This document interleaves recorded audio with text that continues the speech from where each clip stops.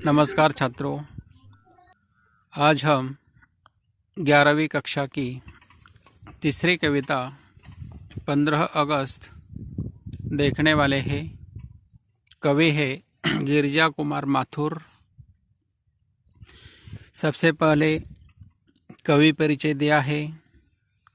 गिरिजा कुमार माथुर जी का जन्म 22 अगस्त 1919 को अशोकनगर मध्य प्रदेश में हुआ है और आपकी आरंभिक शिक्षा झांसी में तथा स्नातकोत्तर शिक्षा लखनऊ में हुई है। आपने ऑल इंडिया रेडियो दिल्ली तथा आकाशवाणी लखनऊ में सेवा प्रदान की है। इस तरह कवि आकाशवाणी पर भी उन्होंने सेवा की है। कवि ने संयुक्त राष्ट्र संघ न्यूयॉर्क में सूचना अधिकारी का पदभार भी संभाला है। आपके काव्य में राष्ट्रीय चेतना के स्वर मुखरित होने के कारण प्रत्येक भारतीय के मन में जोश भर देते हैं। राष्ट्रीय चेतना यानी देश स्वतंत्र होने के लिए प्रयत्न करने वाले लोगों के विचार, लोगों की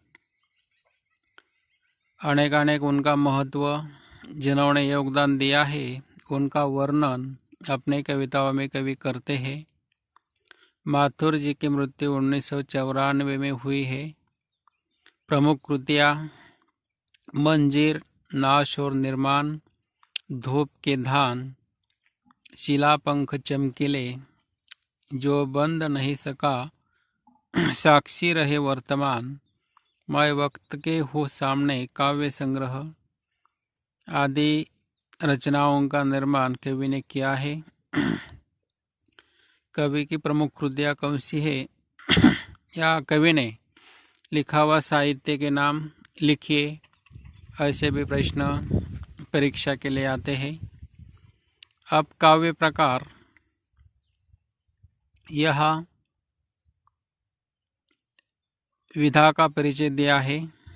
यह गीत विधा है, गीत यानी गाना, और जिसमें एक मुखड़ा और 2 या 3 अंतरे होते हैं। इस तरह गीत होने के कारण इसमें एक मुखड़ा,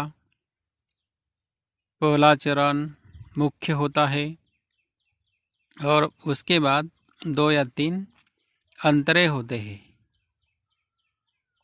इसमें परंपरागत भावों तथा शिल्प प्रस्तुत किया जाता है। प्राचीन परंपराओं का वर्णन गीतों में कवि लिखते हैं। कवि अपने कथ्य की अभिव्यक्ति हेतु प्रतीकों, बिंबों तथा उपमानों को लेकर जीवन से लेकर उनका प्रयोग करता है।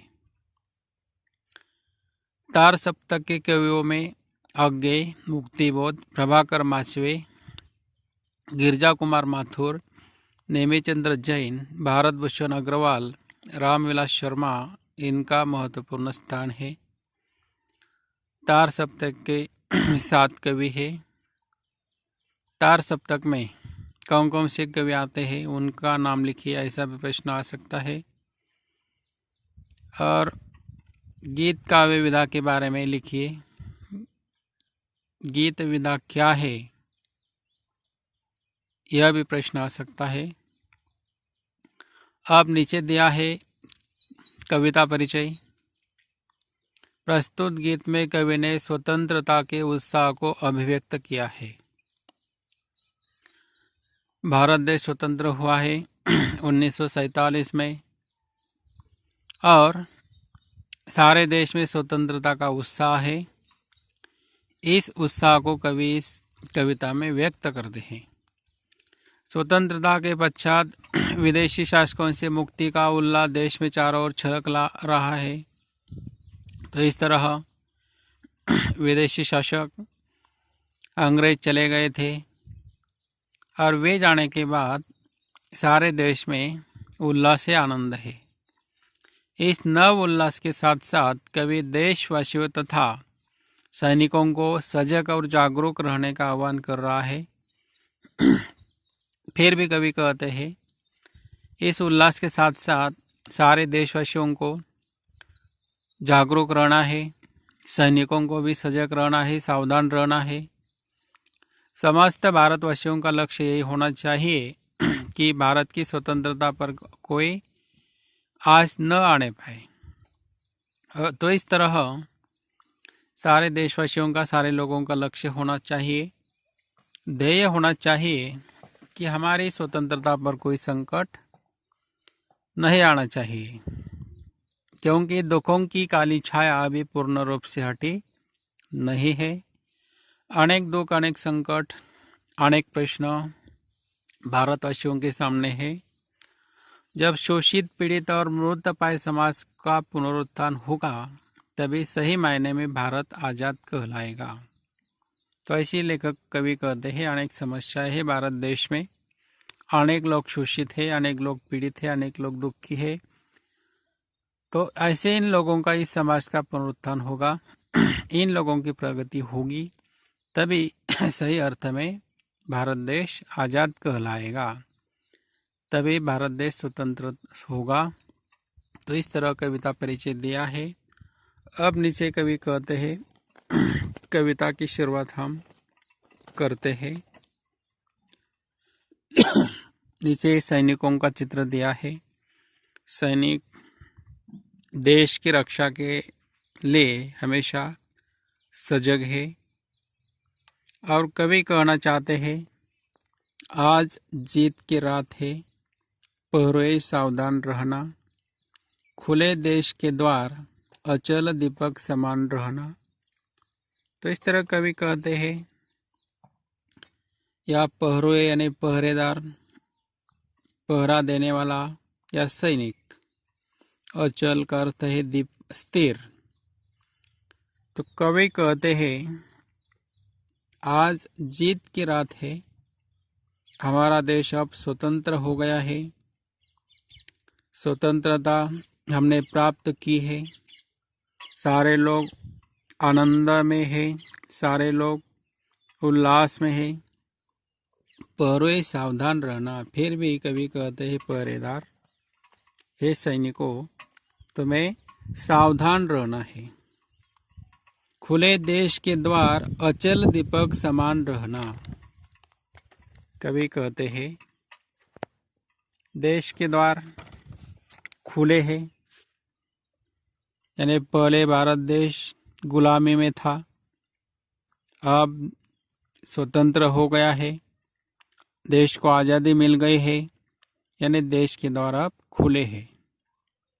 कोई भी हमारे देश में आता जाता रहता है तो उसके लिए अचल दीपक समान रहना, जिस तरह दीपक स्थिर जलता रहता है उसी तरह दीपक के समान हमें जागरूक रहना है।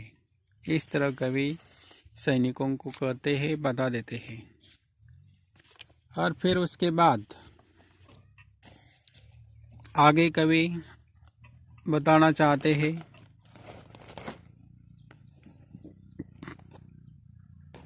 प्रथम चरण है नए स्वर्ग का,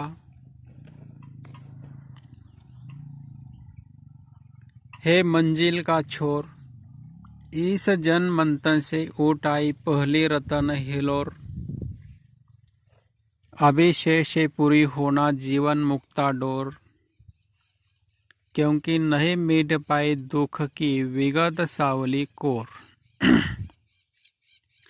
ले युग की पतवार बने अंबुदी महान रहना, पहरोए सावधान रहना। कठिन शब्द है इसमें, छोर यानी किनारा, जन मंथन यानी जनता का आंदोलन, रतन यानी रत्न, हिलोर यानी लहरे। आगे कवि कहते हैं मुक्ता यानी मोती, सावली कोर यानी दुख भरी यादें, पतवार यानी नाव चलाने का साधन, अंबुदी यानी समुद्र। तो इस पंक्तियों में कवि कहते हैं कि प्रथम चरण है नए स्वर्ग का,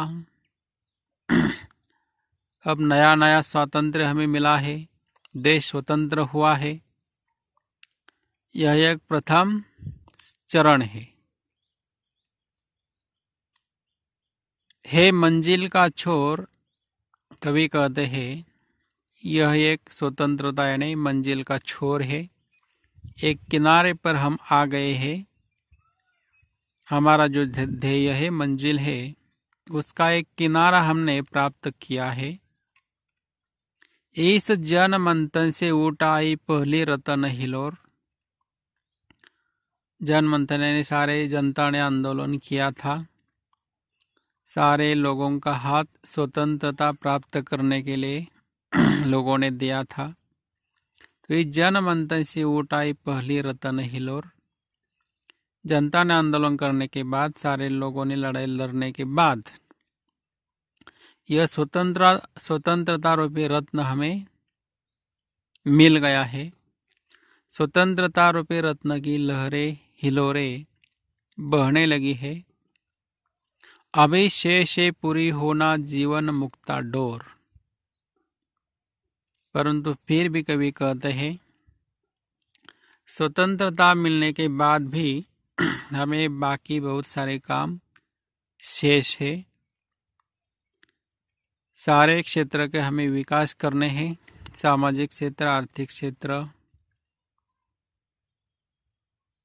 ऐसे अनेक क्षेत्रों का विकास, इन क्षेत्रों में हमें आगे जाना है। अभी शेष है पूरी होना जीवन मुक्ता डोर। जीवन रूपी जीवन का मोती हमें बनाना है। तो बाकी बहुत सारे काम है, क्योंकि नहीं मिट पाई दुख की विगत सावली कोर। कवि कहते हैं बहुत सारे काम बाकी है, क्योंकि पिछले दिनों में अनेक दिनों की दुख भरी यादें कवि को याद आती है। वे दुख भरी यादें नहीं मिट पाए हैं। अनेक दुख लोगों ने भोगे हैं। अनेक संकटों का सामना लोगों ने किया है। अंग्रेजों के कालखंड में बहुत सारे दुख लोगों को मिले थे। ले युग की पतवार बने अंबुदी महान रहना। पतवार का अर्थ है नाव चलाने का साधन। तो इस कवि कहते हैं अब युग की पतवार वर्तमान सैनिकों के हाथ में है। इस युग की पतवार सैनिकों के हाथ में है, यानी सारा काम उन्हीं को ही देखना है। बने अंबुदी महान रहना, अंबुदी यानी समुद्र। कवि कहते हैं हमें समुद्र की तरह महान बनना है, यानी आज़ादी को हमें सुरक्षित रखना है। समुद्र बनकर, महान बनकर हमें आज़ादी को सुरक्षित रखना है, संभाल कर रखना है, देश को सुरक्षा प्रदान करना है, पहरे सावधान रहना। तो इसलिए कवि कहते हैं, सैनिकों को कहते हैं, पहरेदारों को कहते हैं तुम सावधान रहो। आगे कवि कहते हैं विषम श्रृंखलाएं टूटी है, खुली समस्त दिशाएं। आज प्रबंधन बनकर चलती युग बंदिनी हवाएं। प्रश्न चिन्ह सा बन खड़ी हो गई ये सिमटी सीमाएं। आज पुराने सिंहासन की टूट रही प्रतिमाएं। उठता है तूफान इंदु तुम दीप्तिमान रहना, पहरुए सावधान रहना। तो इन पंक्तियों में कुछ कठिन शब्द है। श्रृंखला यानी बेड़िया, प्रभंजन यानी तूफान, दीप्तिमान यानी प्रकाशमान, इंदु यानी चंद्रमा। तीन पंक्तियों में कवि कहना चाहते हैं विषम श्रृंखलाएं टूटी है, खुली समस्त दिशाएं। अब गुलामी की बेड़ियां टूट गई है, हम आज़ाद हो गए हैं। गुलामी नष्ट हो गई है, खुली समस्त दिशाएं। अब देश की हर सीमा मुक्त हो गई है, हर दिशा खुल गई है, मुक्त हो गई है। आज प्रभंजन बनकर चलती युग बंदिनी हवाएं। कभी कहते हैं प्रभंजन यानी तूफान, कभी कहते हैं हमने गुलामी की बेड़ियां तोड़ी है, हम तूफान बनकर ऐसे अंग्रेज राज्यों को लड़े हैं, उनके साथ गुलामी हमने तोड़ दी है। युग बंदिनी हवाएं यानी कभी कहते हैं युग बंदिनी हवाएं यानी हमारे देश के सामने अनेक कई समस्याएं हैं। कई देश भारत के साथ संघर्ष करने का प्रयत्न कर रहे हैं, युद्धमय स्थिति बन रही है, प्रश्न चिन्ह बन खड़ी हो गई ये सिमटी सीमाएं। प्रश्न चिन्ह यानी अनेक समस्याएं हमारे सामने खड़ी हो रही है, ये सिमटी सीमाएं। इस देश के सीमाओं के अंदर अनेक प्रश्न चिन्ह है, अनेक समस्याएं हैं। आज पुराने सियासन की टूट रही प्रतिमाएं। पुराना सियासन यानी अंग्रेजों का राज्य, अंग्रेजों की सरकार। तो कवि कहते हैं पुराना सियासन की प्रतिमाएं आज टूट रही है, उनका राज्य समाप्त हो रहा है। टूट रही प्रतिमाएं यानी ब्रिटिश सरकार की निशानी। वे अब जाने वाले हैं, उनका राज्य नष्ट होने वाला है। उठता है तूफान, इंदो तुम दीप्तिमान रहना। तो कवि कहते हैं तूफान यानी आक्रोश। कवि कहते हैं हमारे मन में आक्रोश उठ रहा है। उन ब्रिटिशों ने जाति धर्म में द्वेष निर्माण करने का कार्य किया था, लोगों में झगड़े लगाने का काम किया था। तो इसको हमें नष्ट करना है, इसकी तरफ हमें ध्यान देना है। इंदो तुम दीप्तिमान रहना। इंदो यानी चांद, दीप्तिमान यानी प्रकाशमान। तो इसलिए कवि कहते हैं चंद्रमा के समान हमारे सैनिकों को प्रकाशमान रहना है।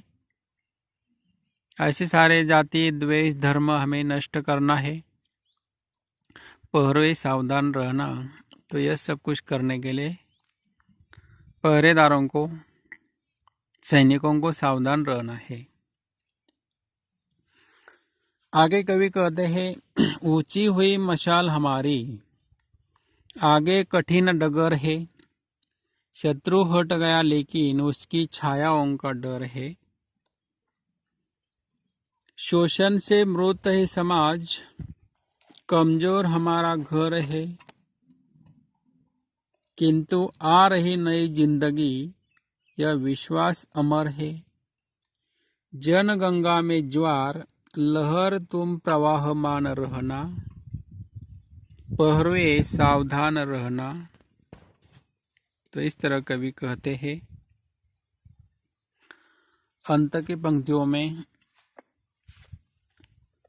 डगर यानी रास्ता, ज्वार यानी आगे बढ़ने की अवस्था। तो कवि कहते हैं,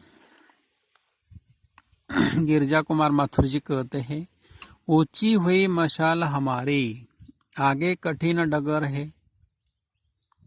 ऊंची हुई मशाल यानी हम आगे बढ़ रहे हैं, हम आगे जा रहे हैं, हमारे कार्य शुरू है। आगे कठिन डगर है, परंतु कवि कहते हैं आगे कठिन रास्ता है। अनेक आगे संकट है हमारे सामने, उनका सामना हमें ही करना है। शत्रु हट गया लेकिन उसकी छायाओं का डर है। शत्रु हट गया है, अंग्रेज सरकार निकल गई है, उनको हमने भगाया है। शत्रु हट गया लेकिन उसकी छायाओं का डर है, उसकी छाया उनका डर है, यानी हमारी अंदरूनी समस्याएं। देश के अंदर भी काफ़ी सारी समस्याएं हैं, उनको हमें नष्ट करना है, उनका सामना हमें करना है। शोषण से मृत है समाज, कमजोर हमारा घर है। कवि कहते हैं शोषण से समाज मृत बन गया है, लोगों को शोषण हो रहा है। अनेक समस्याएं, आर्थिक समस्याएं, आतंकवाद की समस्याएं, युद्ध की समस्याएं, इससे समाज एक तरह से मृत हो गया है, मर गया है। कमजोर हमारा घर है, हमारा घर एक तरह से कमजोर बन रहा है इन समस्याओं के कारण, युद्ध, आतंकवाद। किंतु आ रही नई जिंदगी, यह विश्वास अमर है।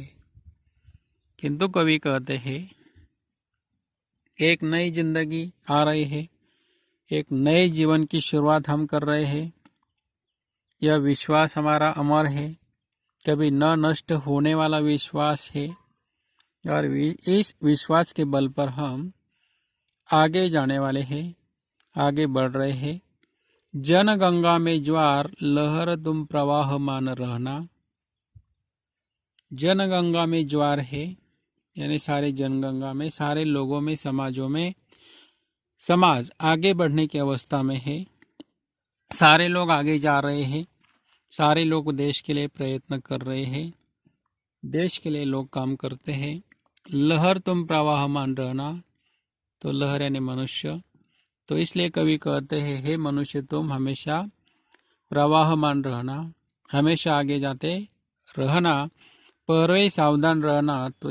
तो इसलिए सब कुछ यह करने के लिए, इन संकटों का मुकाबला करने के लिए, देश की रक्षा करने के लिए, देश सुरक्षित रखने के लिए कवि सैनिकों को कहते हैं, पहरेदारों को कहते हैं सावधान रहना। सावधान रहने के बाद ही हमारा विकास हो सकता है। तो इस तरह धूप के धान इस काव्य संग्रह से यह कविता ली गई है। अब इस तरह इस कविता को हमने देखा है, कविता का भावार्थ हमने देखा है। अब कविता पर आधारित कुछ स्वाध्याय है, प्रश्न है आपके लिए। इन प्रश्नों के उत्तर आपको लिखने हैं नोटबुक में, इन प्रश्नों के उत्तर लिखने हैं।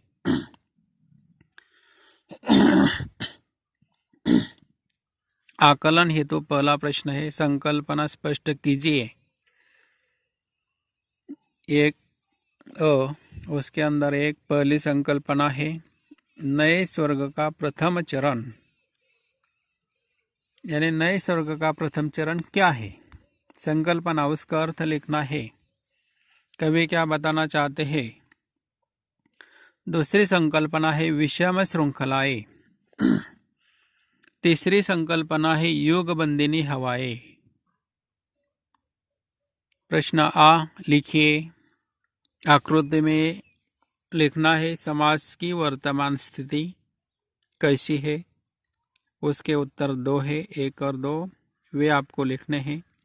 समाज की वर्तमान स्थिति। नीचे दिया है दूसरा प्रश्न, आशय लिखिए। उसके अंदर ऊंची हुई मशाल हमारी, हमारा घर है। इन पंक्तियों का अर्थ आपको लिखना है, भावार्थ लिखना है। युग बंदिनी हवाएं, टूट रही प्रतिमाएं। युग बंदिनी हवाएं, वहां से टूट रही प्रतिमाएं। इन 5 पंक्तियों का अर्थ आपको लिखना है। नीचे अभिव्यक्ति के अंदर तीसरा प्रश्न, देश की रक्षा मेरा कर्तव्य, इस पर अपना मत स्पष्ट कीजिए। 8 पंक्तियों में इसका उत्तर लिखना है। देश की रक्षा करना मेरा कर्तव्य है, इस पर आपको क्या लगता है, अपने विचार व्यक्त करने हैं। देश के विकास में युवकों का योगदान, इस विषय पर अपने विचार लिखिए। युवकों के माध्यम से देश का विकास कैसे हो सकता है? देश विकास के लिए युवक किस तरह योगदान दे सकते हैं?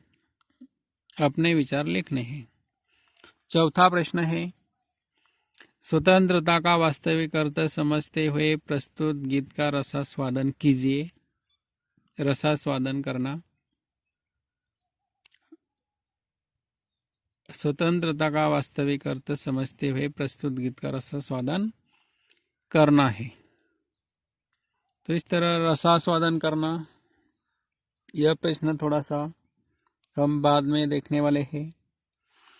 रसास्वादन के कुछ मुद्दे होते हैं, वो हम बाद में देखेंगे। नीचे दिया है, आगे दिया है साहित्य संबंधी जानकारी। पांचवा प्रश्न है, गिरजा कुमार माथुर जी के काव्य संग्रह, उन्होंने लिखा हुआ साहित्य लेखन, कृतियों का लेखन, कृतियों के नाम। उसके नीचे तार सप्तक के 2 कवियों के नाम। तार सप्तक में 7 कवियों के नाम है, तो उनमें से 2 कवियों के नाम आपको लिखने हैं। तो इस तरह कविता समझ लेने के बाद, उसके कठिन शब्द समझ लेने के बाद उसका पूरा आकलन आपको करना है और उसके बाद प्रश्नों के उत्तर आपको लिखने हैं। तो इस तरह यहाँ आज हम रुकते हैं।